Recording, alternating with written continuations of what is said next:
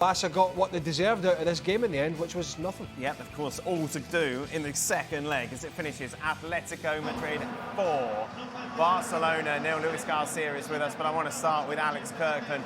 Pitch side, we discussed it at the break. I don't think I can remember a first half performance like that from Atleti in a very long time, Alex. Yeah, it was incredible. The crowds were absolutely loving it. It felt like there were more goals there. They could have scored even more. They were absolutely deserving of that lead. Opening 45 minutes was something pretty spectacular. Do you know what? It is so frustrating with Atleti at times because I've said it many times on this show. They have got good players who at times it feels the harness is on. And we saw a little bit of that in the second half going back into the shell, but that was kind of more natural because they had a 4-0 lead. But too often we've seen it in the first 20 minutes, half an hour or first half of games, where it's taken until they're behind for them to play like this. And so that is a frustration. But I'm going to say something now that I don't think I've probably never said in terms of a result. And I honestly mean this. I said to you, just before the end of the game, I think Atleti need a fifth. That sounds crazy. Because normally you say, I think they need a third. I think they need a second.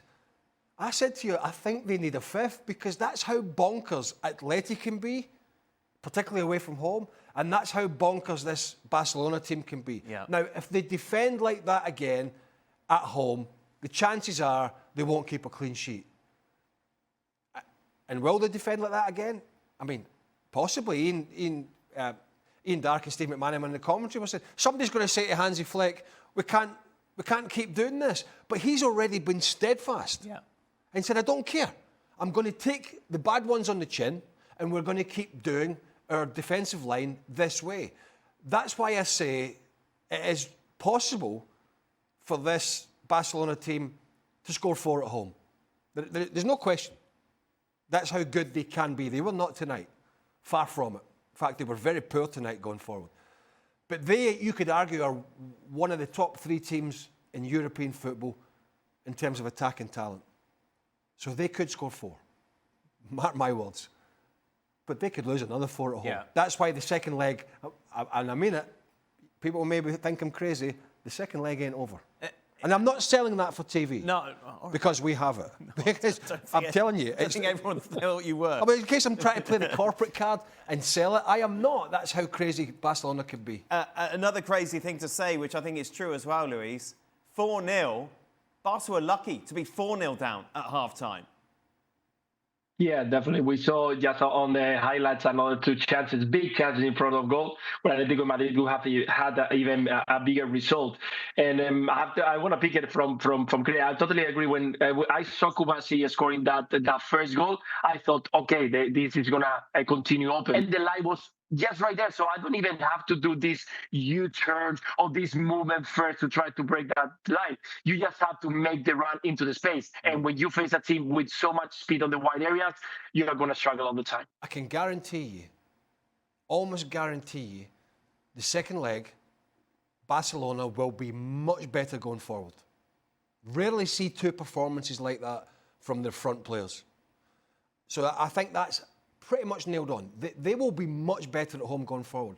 What we can't guarantee is whether they clean up this defensive mess. Yeah. That's the craziness about it. In theory, obviously, still win the quadruple, Alex. But when you see them like this, they could end up with nothing as well. Yeah, well, that's the reality of the situation at this stage of the season, isn't it? They're still in all of these competitions.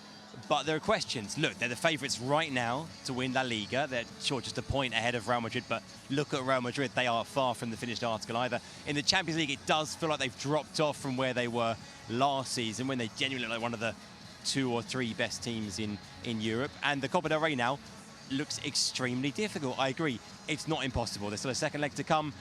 Unfortunately, they've got a long wait for that second leg as well. It's 3 weeks, isn't it? A big gap between these 2 legs.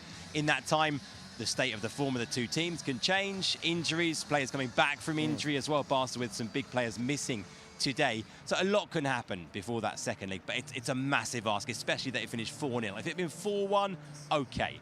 Maybe that's something you can do, but 4-0 is tricky. But look, yes, I mean, let's see. Like I say, right now, they're still in a great position in the league. let's see what happens in the Champions League. They won, of course, the Super Cup, and yeah, let's see what happens in this Copa del Rey second leg. But that's the nature of being in all these competitions at this stage. You can win them, or yeah, you could indeed go home empty-handed. Wasn't the second? I might be the wrong fiction. Wasn't the second leg of this Copa del Rey last year 4-2? 4-4. It was 4-2 in the La Liga. Oh, no, I was at the game, Craig. I remember that great interview I did with Lamine Yamal at the end. Was that the game I never get invited to? It was 4-4 in the first leg and then 1-0 to Barca in the second leg. But 4-2 was in the league. 4-2 in La Liga, yeah. And I think, as Alex mentioned there, the fact that the game's not next week and there is a break, I don't know exactly how many players they will have back. Just a reminder, Rafinha was out, Rashford was out, Gavi obviously out, and Pedri as well for this time. Yeah, so I think Pedri was a month's injury, but that seemed like 3 weeks ago. Yes, indeed. So he should be somewhere around. If they get Rafinha and Rashford back, that's a bit of pace. Look, I think what Simeone will be saying in the dressing room, listen, don't get cocky about this, because, you know, this team going forward at home, they're going to absolutely go for it. Because they've been embarrassed tonight, Barcelona. So Hansi Flick has got a battle on in the league. He's got the Champions League, obviously, they're going to get a bye. So he's got all these things he's thinking about. He doesn't have to worry about that. But they were embarrassed badly tonight. So he will want a response. He will want a response from his team in the league, because he knows Real Madrid are sniffing behind him. He knows they're not a great side, but he knows they are still on their tail.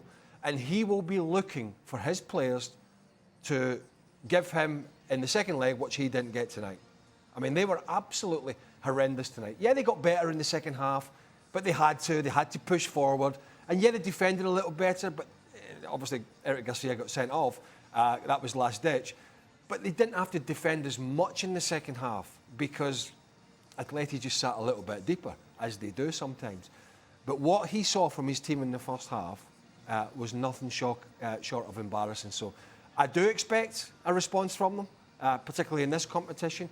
And that's why I still think this game, as big a gap as there is not quite dead in the water just yet. March the 3rd will be the return leg at the Camp Nou. Alex, thank you very much. Thanks to Luis Garcia as well. For Barcelona, it's a Monday night game as a result of today's clash, meaning that Girona will take on the defending champions at the Camp Nou on the Monday. Preceding that on Saturday, it's Real Madrid against Real Sociedad. Those games, of course, all live on ESPN+.